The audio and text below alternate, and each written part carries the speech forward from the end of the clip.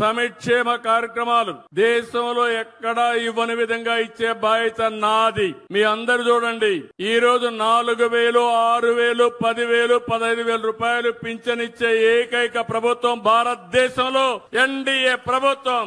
33,000 కోట్ల రూపాయలు మీ అకౌంట్ లో వేస్తున్నా.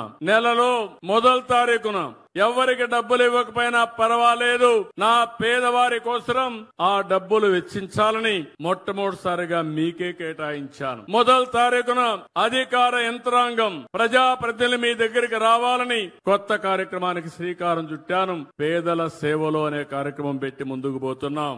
ఈరోజు అన్నా క్యాంటీన్ పెట్టాం. ఈ రోజు 175 కాన్స్టిట్యున్సీల్లో 175 క్యాంటీన్లు పెడుతున్నాం. అవసరమైతే ఇంకా ఎక్కువ పెడతాం. అదే సమయంలో ఇప్పటికే దీపం, ఒకప్పుడు నేనే ఇచ్చాను దీపం కింద మా ఆడబిడ్డలకు గ్యాస్ కనెక్షన్లు.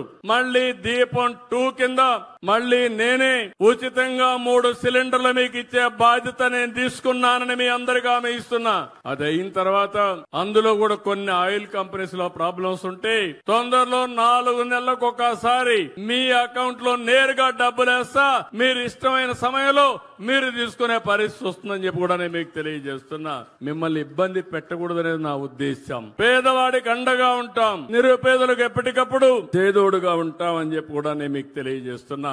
ఇది కాకుండా ఈ రోజు మీరు ఒక్కసారి చూస్తే డిఎస్సి పెడుతున్నాం, మెగా డిఎస్సి పెడుతున్నాం.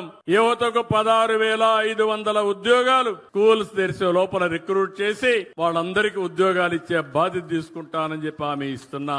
ఇవి కాకుండా ఎంతమంది పిల్లలుంటే అంతమంది పిల్లలకి తల్లికి వందనం కింద డబ్బులు ఇచ్చే కార్యక్రమానికి శ్రీకారం చుడతాం. స్కూల్స్ తెరిచే లోపల ఇస్తాం. నేను ఒకే మాట చెప్పాను, నాకు ఎన్ని కష్టాలైనా ఉండొచ్చు గాని నా ప్రజలకు మాత్రం ఎలాంటి కష్టాలు రాకుండా చూసే బాధ్యత, సంక్షేమాన్ని అభివృద్ధి ఇచ్చే బాధ్యత ఈ ప్రభుత్వం తీసుకుంటుంది.